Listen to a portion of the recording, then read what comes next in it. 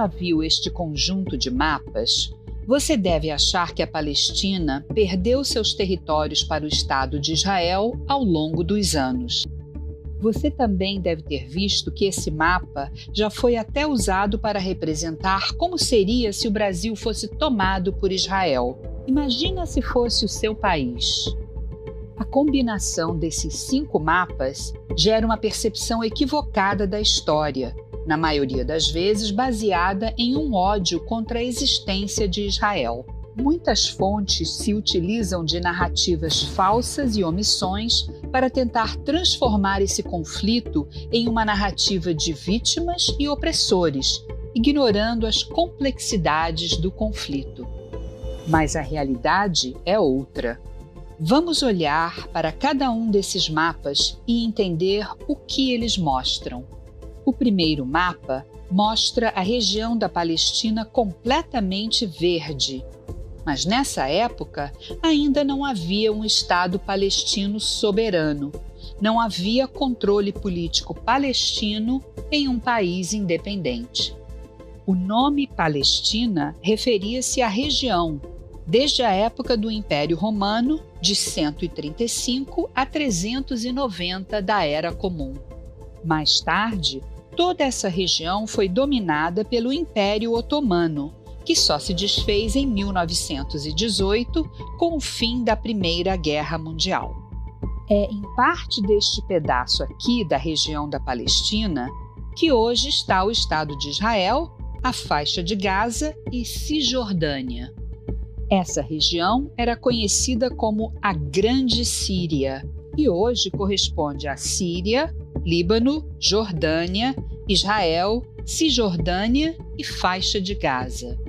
No segundo mapa, já começamos a ver algumas manchas brancas. Elas representam terras compradas pelos judeus. São aproximadamente 2.000 quilômetros quadrados de um total de 35.000 quilômetros quadrados. Enquanto as manchas brancas representam a propriedade privada de judeus, a parte verde mostra tanto o território aberto, dominado pelos ingleses, quanto a propriedade privada de árabes. Só que este mapa não diferencia o tipo de território mostrado, direcionando um leigo a pensar que, devagarzinho, os judeus começaram a roubar terras. O correto seria apresentar este mapa indicando em azul a propriedade privada de judeus e em verde a propriedade privada de árabes. A parte branca é o território aberto, à época não pertencente nem a judeus e nem a árabes, que estava sob o domínio do mandato britânico. Vamos dar uma pausa nos mapas da Palestina e contextualizar o que os ingleses têm a ver com o território. Após a Primeira Guerra Mundial, com a queda do Império Otomano em 1920, a Liga das Nações concede para a Inglaterra um mandato sobre a Palestina, que permite que os britânicos tenham controle sobre a região. Em 1922, o mandato britânico se divide, mantendo 22% do território sob controle dos ingleses e os 78% restantes nas mãos da família árabe hashemita, que criou o reinado hashemita da Transjordânia, hoje a Jordânia, um estado 100% árabe na região da Palestina. Os judeus eram proibidos de morar na região controlada pela família hashemita, podendo viver apenas no território controlado pelos ingleses. Em 1937, após uma série de protestos árabes contra os ingleses, a Inglaterra criou a Comissão Peel, que concluiu que o mandato na Palestina não estava funcionando. A comissão propôs a divisão do que restou da região da Palestina sob controle dos ingleses em 2 estados, um para os judeus e um para os árabes. Os árabes rejeitaram a proposta e intensificaram seus protestos. O episódio ficou conhecido como a Grande Revolta Árabe e durou até 1939. O terceiro mapa é de 1947 e reflete a partilha da região da Palestina proposta pela ONU em 2 estados distintos, um para o povo judeu e outro para o povo árabe, que viviam na mesma região. A proposta da ONU previa 55% do território para os judeus e 45% para os árabes, visto que já existia um Estado 100% árabe na região da Palestina, a Transjordânia, atual Jordânia. A proposta da partilha da Palestina foi rejeitada pela Liga Árabe. Em 29 de novembro de 1947, durante a Assembleia Geral da ONU, Azam Pasha, secretário-geral da Liga Árabe, declara que, com a criação de um Estado judaico, a guerra que se seguiria resultaria em um massacre. 6 meses depois, os ingleses decidem sair da região e Israel declara independência.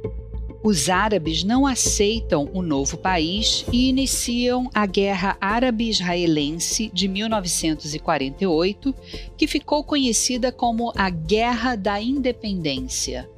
A Guerra de Independência de Israel durou até 1949 e envolveu mais 5 nações árabes: Jordânia, Egito, Síria, Líbano e Iraque. Depois de 1 ano de guerra, Israel sobreviveu ao ataque simultâneo das 5 nações árabes e assinou acordos de armistício com Jordânia, Egito, Síria e Líbano. Com o final do conflito, Israel ganha controle de 78% do remanescente do território do então antigo mandato britânico na Palestina, o que nos leva ao próximo mapa do conjunto. O 4º mapa mostra o território de Israel após a Guerra de Independência. Ele vai ficar assim até 1967, quando eclode a Guerra dos 6 Dias. Na verdade, o mapa que representa corretamente o traçado da região nesses 18 anos, entre 1949 e 1967, deveria mostrar que após a Guerra da Independência, a faixa de Gaza ficou sob controle do Egito e a Cisjordânia da Jordânia. É importante frisar que as terras não foram tomadas de palestinos. Israel conquistou o território numa guerra defensiva. A Cisjordânia foi conquistada da Jordânia. As colinas de Golã foram conquistadas da Síria. E o Egito perdeu para Israel o Sinai e a faixa de Gaza. O último mapa do conjunto mostra a divisão dos Acordos de Oslo, de 1995. A Autoridade Nacional Palestina nasce de um acordo entre Israel e a Organização para a Libertação da Palestina, um governo interino palestino criado para administrar o território e a população palestina dentro da Cisjordânia e da faixa de Gaza. Israel retira suas tropas de 43% da Cisjordânia, onde estão as cidades palestinas, e de 80% da faixa de Gaza, em virtude da criação de um governo palestino que irá exercer controle sobre os territórios onde moram 90% da população palestina. Em 2005, Israel se retira completamente da faixa de Gaza. Portanto, o mapa 5 representa em verde o que é de controle 100% palestino. A ideia do processo de paz é que os palestinos possam controlar, a partir de um entendimento com Israel, as áreas verdes representadas no mapa 4. Porém, isso só vai acontecer quando Israel tiver a garantia de que os árabes aceitarão a legitimidade da existência do Estado de Israel como um país democrático e o lar nacional do povo judeu. Enquanto isso, nós, da Stand With Us Brasil, vamos continuar esclarecendo o que é falso e o que é fato sobre o Estado de Israel.